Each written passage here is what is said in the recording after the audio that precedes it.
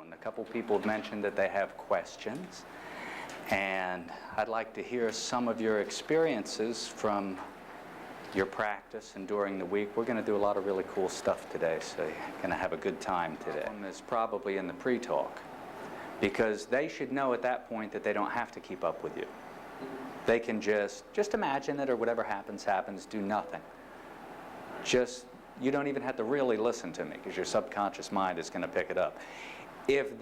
Now you may have a person who's there's a fella that I work with who's just incredibly analytical and wants to pick everything apart. I don't use the element induction with him because of that.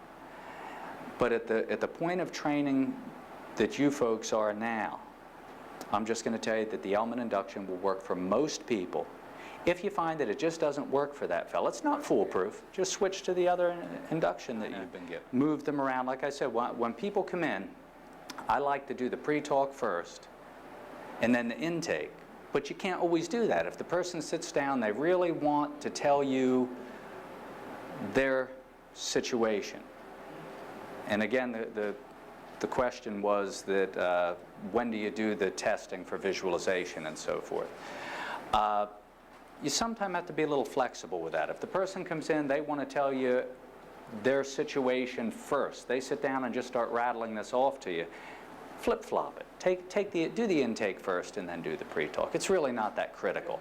But now during that time and before you start the induction, the hypnotherapeutic community doesn't look at themselves as medical practitioners. If you look at my card, it says non-medical, non-invasive, non-chemical. Because I don't want to pass off to anyone that I'm a medical practitioner, because hypnotherapy is not medical practice. So to go to them and say, listen, our instructor even told us, gave us samples of this stuff, put this on our cards. We're not medical practitioners. I'm not trying to compete with you.